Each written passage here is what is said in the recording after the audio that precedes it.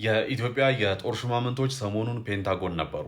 በሜጀር ጀነራል ተሾመ ገመቹ የተመራው የኢትዮጵያው ልዑክ ፔንታጎን ውስጥ ከሚገኙ ከተለያዩ ኦፊሻሎች ጋር በኦገስት 19 እና በኦገስት 20 ውይይት አድርገዋል።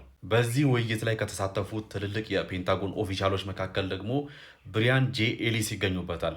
ብሪያን ጄ ኤሊስ ማለት ደግሞ የፒቴክሴት ወይም ደግሞ የሴክሬታሪ ኦፍ ዋሩ የአፍሪካ ጉዳዮች አማካሪ ናቸው። እነዚህ የሁለቱ ሀገራት ልዑካኖች እንግዲህ ከተወያዩባቸው ርዕሰ ጉዳዮች መካከል ዋናዎቹ ቀይ ባህርንና እንዲሁም ደግሞ የአፍሪካ ቀንድን በተመለከተ የሚሊተሪ የሴኩሪቲ እንዲሁም ደግሞ የዲፕሎማቲክ ሪሌሽንሽፕን ወይም ደግሞ ኮኦፐሬሽን ያማከለ ውይይት አድርገዋል ነው የተባለው።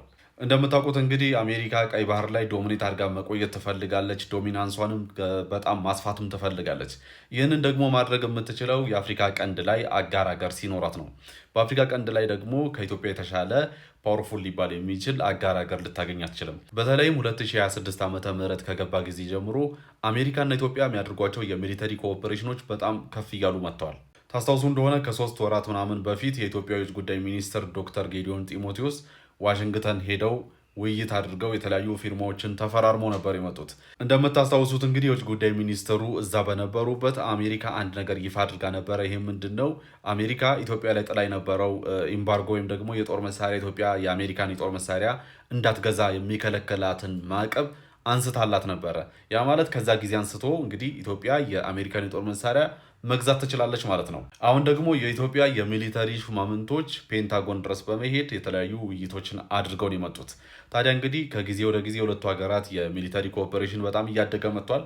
ቅድም በሰራውላችሁ ቪዲዮ መሰረት ደግሞ ኢትዮጵያ በአባይ ወንዝ ላይ ልትገነባ ባቀደቻቸው በሶስቱ ግድቦች ምክንያት ግብጽ በጣም እየተፍጨረጨረች ነው፣ እነዚህን ግድቦች ለማስተጓጎል ማለት ነው። ይህንን ጉዳይ በተመለከተ እንግዲህ አልሲሲ በተቻለው መጠን እነዚህን ግድቦች ማስተጓጎል የመጀመሪያ ታርጌቱ ነው። ያም ማድረግ ደግሞ ካልቻለ ይህንን ፕሮጀክት ኮስቱን ከፍ በማድረግ ኢትዮጵያ ለመገንባት እንዲከብዳት ማድረግ ሁለተኛ ደግሞ ታርጌቱ ነው ማለት ነው። ይህንም ለማድረግ ደግሞ ቀደም እንደነገርኳችሁ የባህር ኃይሉን አሰብ አካባቢ ለማምጣት የተለያዩ መንገዶችን እየፈለገ ነው። ከዛም በተጨማሪ ሶማሌ ላይም እንዲሁም ደግሞ ጦሩን ለማንቀሳቀስ በዛም ከባድ የሆነ እንቅስቃሴዎችን ማድረግ ጀምሯል። በነገራችን ላይ በዚህ አጋጣሚ ኢትዮጵያ ብትታጠቃቸው ብዬ ከምመኛቸው የአሜሪካ የጦር ጀቶች መካከል ሁለቱ አንደኛው ኤፍ-15 ነው፣ አንደኛው ኤፍ-16 ነው። እነዚህን የጦር ጀቶች ደግሞ አሁን የሁለቱ ሀገራት ኮኦፐሬሽን በዚህ የሚቀጥል ከሆነ በቅርብ ጊዜ ውስጥ እንታጠቃቸዋለን የሚል እምነት አለኝ። እንደተለመደው በዚህ ጉዳይ ላይ አዳዲስ መረጃዎች ሲኖሩ መጥቼ ማሳወቃቸው ይሆናል። ታማኒና ወቅታዊ የሆኑ መረጃዎች ፎሎ ማድረግ እንዳትረሱ። ላይክ፣ ኮፒ ሊንክ፣ ሼር፣ ሪፖስት እንዲሁ ደግሞ ሀሳብ አስተያየቶቻችሁን ኮሜንት ሴክሽን ላይ አስቀምጡልኝ።